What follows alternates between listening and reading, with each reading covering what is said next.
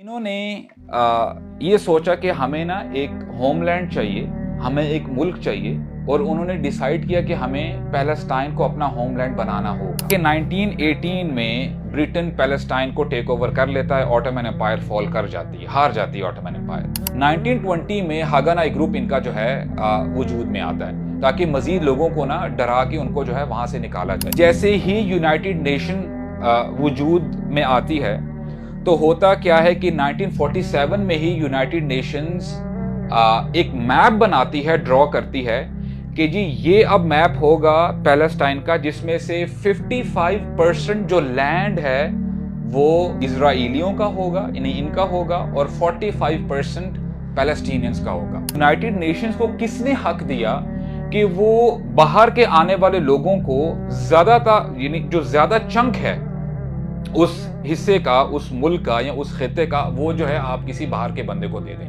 वो फौजी नहीं थे, कोई आर्मी पर्सनल्स नहीं थे, वो सिर्फ अपनी जो है डेली रूटीन में ऑलिव्स उगा रहे हैं, जैतून का काम कर रहे हैं, अपना जो है गुजारा कर रहे हैं। तो इन लोगों ने उन विलेजर्स को, उन देहाती को खड़ा किया लाइन में, तकरीबन यानी जो डॉक्यूमेंट बताते हैं तकरीबन 100 के करीब थे, और इन लोगों ने उनको खड़ा करके सबको जो है फायर करके उनको जो है कत्ल कर दिया, उनको शहीद कर दिया और उनको डंप कर दिया वहां पर। कहते हैं a land without people for people without a land,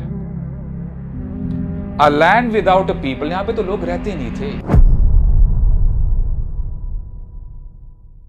अल्हम्दुलिल्लाह वस्सलातु वस्सलामु अला रसूलिल्लाह, अम्मा बाद, अऊज़ु बिल्लाहि समील अलीम मिनश शैतानिर रजीम, मिन हमज़िही व नफ़्ख़िही व नफ़्सिही, रब्बी अऊज़ु बिका मिन हमज़ातिश शयातीन व अऊज़ु बिका रब्बी अन यहदुरून, रब्बि इश्रह ली सदरी व यस्सिर ली अमरी वहलुल उक़दतम मिन लिसानी यफ़क़हू क़ौली, आमीन या रब्बल आलमीन। अस्सलामु अलैकुम व रहमतुल्लाहि व बरकातुहू। आज हम हिस्ट्री के बारे में बात करेंगे, और जनरली हिस्ट्री को हम बड़ा डिफ़िकल्ट सब्जेक्ट समझते हैं क्योंकि उसमें डेट्स होती हैं तो उनको याद रखना बड़ा मुश्किल होता है। लेकिन हिस्ट्री का जानना भी बहुत ज़रूरी है ताकि आपको फैक्ट्स एंड फिगर्स आपके सामने आ जाएं और आप सही तरीके से चीज़ों को ना एनालाइज कर सकें, इंटरप्रेट कर सकें। और आजकल जो हालात चल रहे हैं, बहुत सारी कन्फ्यूजन भी है कि जो भी अभी इज़राइल कर रहा है पैलेस्टीनियंस के साथ, क्या वजह है, और यहाँ से जो रिटेलिएशन होती है उसकी क्या रीज़न है, और इन लोगों ने पहले क्यों जो है, अगर इनको पता है कि ये इतने स्ट्रॉन्ग हैं, इन्होंने फिर क्यों जो है हमला किया है। तो इसके लिए ना अनलेस एंड अनटिल आपको हिस्ट्री का पता ना हो तो आप फिर सही जजमेंट नहीं दे सकेंगे। तो उस हवाले से इंशाल्लाह हम लोग बात भी करेंगे। और एक और बहुत इंपॉर्टेंट पॉइंट है कि जनरली आजकल जो यंगस्टर्स हैं ना, वैसे ही पढ़ाई से थोड़ा सा ना कतराते हैं, पीछे हटते हैं। और हिस्ट्री की तो मैंने आपके सामने बात रख ही दी है। हो क्या रहा है कि जो एक्चुअल हिस्ट्री थी उसको भी ख़त्म किया जा रहा है ताकि लोगों को पता ही ना चल सके कि हकीकत क्या है, और अपना नैरेटिव ही प्रेजेंट किया जा रहा है। और जो जिन्होंने जो भी बुक्स लिखी थी या कोई ऐसा काम किया था उस ज़माने में, तो उसको भी डिस्ट्रॉय किया जा रहा है ताकि सबूत ही ना मिल सके। तो बहरहाल इस स्टार्टर के साथ मैं अपनी बात को शुरू करता हूँ। ज़्यादा मैं पीछे नहीं जाऊँगा। इब्राहीम अलैहिस्सलाम और जो है याकूब अलैहिस्सलाम और इस्माइल, इसहाक अलैहिस्सलाम, मैं थोड़ा सा आगे आता हूँ कि उमर बिन ख़त्ताब रज़ियल्लाहु अन्हु, आपको पता है कि जब वो गए थे बैतुल मक़दस, तो जब उनको चाबियाँ हैंड ओवर कर दी गई थी तो मुस्लिम्स का ही वहाँ पे रूल था, और मुसलमान फ़लस्तीन के अंदर बड़े अच्छे तरीके से रहे थे। वहाँ पे क्रिश्चियंस भी थे और फिर आहिस्ता आहिस्ता वहाँ पे ज्यूज़ भी रहना शुरू कर दिया उन्होंने, बड़ी यानी पीस के साथ, और कोई एज सच कोई लड़ाई झगड़ा कुछ भी नहीं था। बीच में हमें कुछ पैच मिलता है जहाँ पे क्रूसेडर्स आए थे, क्रिश्चियंस, तो उन्होंने जब मुसलमानों से लिया थोड़ी देर के लिए, परहैप्स वो तकरीबन 90 ईयर्स थे, और फिर सलाहुद्दीन अय्यूबी आए थे रहमहुल्लाह, और उन्होंने जो है वापस यरूशलेम जो है फतह किया था। तो जब वो आए थे तो हमें हिस्ट्री बताती है कि बहुत ज़्यादा कत्लो गारत हुआ था वहाँ पे, बहुत ज़्यादा खून बहाया गया था। लेकिन वो थोड़ा सा एक टाइम फ्रेम था। उसके बाद जब दोबारा मुसलमान जेरूसलम को फतह कर लेते हैं, तो अल्हम्दुलिल्लाह एवरीथिंग वाज फाइन और बड़े अच्छी तरीके से आगे चीज़ों को आगे लेके गए मुसलमान। तो उसके बाद हुआ क्या कि खिलाफत उस्मानिया, ऑटोमन एम्पायर, तो उनके अंडर ही रहा पैलेस्टाइन, जेरूसलम की अगर हम बात करें तो। थोड़ी सा मैं आपको ना थोड़ा सा बैकग्राउंड दे दूं कि आपने ज़ायनिज़्म या ज़ायनिस्ट का नाम सुना होगा। अच्छा, इसका बैकग्राउंड क्या है? 1880 में हुआ क्या कि कुछ ज्यूज़ ये डिस्पर्स होके डिफरेंट पार्ट्स ऑफ यूरोप वहाँ पे रह रहे थे। ये बेसिकली यूरोपियन ज्यूज़ थे। तो इन्होंने ये सोचा कि हमें ना एक होमलैंड चाहिए, हमें एक मुल्क चाहिए, और उन्होंने डिसाइड किया कि हमें पैलेस्टाइन को अपना होमलैंड बनाना होगा। हम पैलेस्टाइन दोबारा जाते हैं।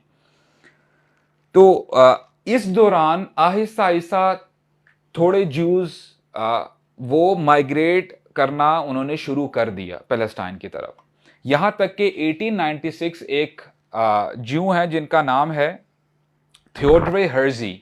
ये आप विकीपीडिया में, आपसे इंशाल्लाह फैक्ट्स की बात करूंगा, आप विकीपीडिया पे जाके भी इंशाल्लाह सर्च कर सकते हैं। इनके बारे में आता है, he is known as the father of modern political Zionism. इन्होंने ये प्रपोज किया कि हम ज्यूइश स्टेट बनाएंगे पैलेस्टाइन के अंदर, और फिर उन्होंने फॉर्मली इसके ऊपर काम करना शुरू किया। यहाँ तक कि 1896 में इनकी जो पॉलिटिकल ज़ायनिस्ट इनकी जो पार्टी थी या जो इनका माइंडसेट था वो वजूद में आता है। और 1896 में जो ये ज़ायनिस्ट थे, इन लोगों ने जो है इनका वजूद हुआ। और फिर अगले साल 1897 में इन्होंने अपना मैनिफेस्टो बना दिया कि अब हम प्रॉपर एक पॉलिटिकल पार्टी हैं और हमने फ़लस्तीन जाना है। इस दौरान थोड़ा सा अगर आप आगे चलें, वर्ल्ड वॉर 1 शुरू होती है 1914 में, और एक साइड पे तो खिलाफत उस्मानिया थी, उनके साथ जर्मनी था, और दूसरी साइड पे ब्रिटेन, फ्रांस और भी जो है ममालिक शामिल थे। तो नज़र ये आ रहा था कि ऑटोमन एम्पायर बहुत वीक हो चुकी है। तो इसी दौरान जो ब्रिटेन था उसको पता चल गया कि ब्रिटेन और फ्रांस को कि अब जो है ना ये खिलाफत उस्मानिया कायम नहीं रह सकेगी, हम इनसे जीत जाएंगे। और इस वक्त सिचुएशन ये थी कि उस वक्त फ़लस्तीन के अंदर सिर्फ 3% अरबिक ज्यूज़ थे, यानी ज्यूज़ अभी भी वहाँ पे रहते थे, लेकिन वो सालों साल सदियों से रहते थे, अरबी में बात करते थे, वो अरबी थे। और बाकी वहाँ पे क्रिश्चियंस भी हैं और मुसलमान भी रह रहे हैं, और अल्हम्दुलिल्लाह पीसफुली वहाँ पे जो है अपनी ज़िंदगी गुजारा करते थे। और फिर जब ये 1914 की वॉर शुरू होती है और मुसलमान ऐसे लगता ऐसे था कि अभी जो है मुसलमान हार जाएंगे, खिलाफत उस्मानी अभी हार जाएगी, तो बड़ा सीक्रेटली ब्रिटेन और फ्रांस एक मीटिंग करते हैं, और वहाँ पे एक एग्रीमेंट होता है जिसको आप साइक्स पीको एग्रीमेंट के नाम से जानते हैं, और आप इंशाल्लाह इसको भी आप सर्च कर सकते हैं, ये आपको मिल जाएगा। इसमें करते क्या हैं ये दोनों, इनमें रशियन जो है वो भी शामिल होते हैं, कि अभी हालांकि जीते नहीं होते, जंग चल रही होती है, लेकिन ये फोर्स ही कर रहे होते हैं कि अब हम जो है जीत जाएंगे, पासा हमारे तरफ ही पलटेगा। तो ये लाइंस ड्रॉ करते हैं कि अगर अच्छा मैं जीता तो ये हिस्सा मेरे पास आ जाएगा, ये हिस्सा तुम्हारे पास आ जाएगा। This is how they were dividing, वो लाइंस ड्रॉ कर रहे थे। अच्छा, जब मैं ये एग्रीमेंट के बारे में पढ़ रहा था ना, तो वह हदीस क्लिक की मेरे जहन में आई कि जब रसूलुल्लाह सल्लल्लाहु अलैहि वसल्लम ने फरमाया कि यूशिकु अन तुदाअ अलैकुमुल उमम, ऐ मेरे सहाबा वो वक्त आने वाला है कि दुनिया की कौमें तुम पर ऐसे टूटेगी जैसे भूखे दस्तरखान पे टूटते हैं। जब एक दूसरे को इनवाइट किया जाता है, प्लीज़ वेलकम, खाना सामने है आके, दस्तरखान सामने है, आप खाना खाएं आके, कोई कन्फ्यूजन कोई हैसल नहीं होती उसमें, राइट। तो मुझे ना वो हदीस क्लिक की, और यहाँ पे वही एक्चुअल हो रहा था। ये 1916 की बात है। तो उन्होंने पहले से एग्रीमेंट बना लिया कि हम ये करेंगे, और उस जो लाइंस ड्रॉ कर रहे थे, मैप ड्रॉ कर रहे थे, उसमें से जो फ़लस्तीन का हिस्सा था वो ब्रिटेन के पास आ रहा था कि ये हमारे पास आएगा। थोड़ा सा और आप आगे चलें, हुआ क्या कि 1916 में ही ये जो ज़ायनिस्ट मूवमेंट होती है, इनमें से इनके जो एल्डर्स हैं वो आते हैं। रोथस्चाइल्ड फैमिली, आपने नाम सुना होगा, ये आते हैं, और they were having lot of money, वहाँ से, यानी बड़े रिच थे, मालदार थे, आते हैं, कहते हैं कि हमारा माल हाजिर है, हमें लग रहा है कि आप जीत जाएंगे, हमें फ़लस्तीन चाहिए। और ब्रिटेन उस वक्त बड़ा खुश हुआ उनकी ऑफर सुन के, क्योंकि अब ये ऑलरेडी वॉर में थे और वॉर में पैसा लगता है, पैसे की जरूरत होती है और पैसा किसको नहीं पसंद होता। तो बहरहाल एक तो सीक्रेट एग्रीमेंट पहले हो चुका था, साइक्स पीको एग्रीमेंट फ्रांस के साथ। अब ये मजीद ब्रिटेन एग्रीमेंट कर रहा है किनके साथ, ज़ायनिस्ट के साथ जो है एग्रीमेंट चल रहा है उनका। और उस एग्रीमेंट को हम बैलफोर डिक्लेरेशन के नाम से जानते हैं, और ये भी आपको जो है इंटरनेट पे मिल जाएगा, और उसमें पूरी जो है कंडीशंस लिखी हुई हैं। जो किंग ऑफ ब्रिटेन था, जो भी वहाँ पे एग्जिस्ट करते थे विद द रॉथस्चाइल्ड फैमिली, इनका एग्रीमेंट हो जाता है। तो हुआ क्या कि 1918 में ब्रिटेन पैलेस्टाइन को टेक ओवर कर लेता है, ऑटोमन एम्पायर फॉल कर जाती है, हार जाती है ऑटोमन एम्पायर, खिलाफत उस्मानी खत्म हो जाती है। और वहां से फिर माइग्रेशन स्टार्ट होती रहती है, अब बल्क में स्टार्ट होती है। पहले तो आहिस्ता आहिस्ता करके वो माइग्रेट कर ही रहे थे, ज्यूज फलस्तीन की तरफ जा रहे थे यूरोप से। अब जब उनको पता चल जाता कि अच्छा जी ये तो जीत हो गई है, अब वो माइग्रेशन उनकी ज्यादा होने शुरू हो जाती है। अब वहां पे जब चले जाते हैं, ब्रिटेन एलोकेट कर लेते हैं कि जी ये ज्यूज का हिस्सा है और ये यहाँ पे फलस्तीनी रहेंगे, और ये वो सारा जो है वो डिसाइड कर लेते हैं। अच्छा, यहां पे ना एक सवाल पैदा होता है, और मैं चाहता हूं कि आप ना सवाल नोट कर लें।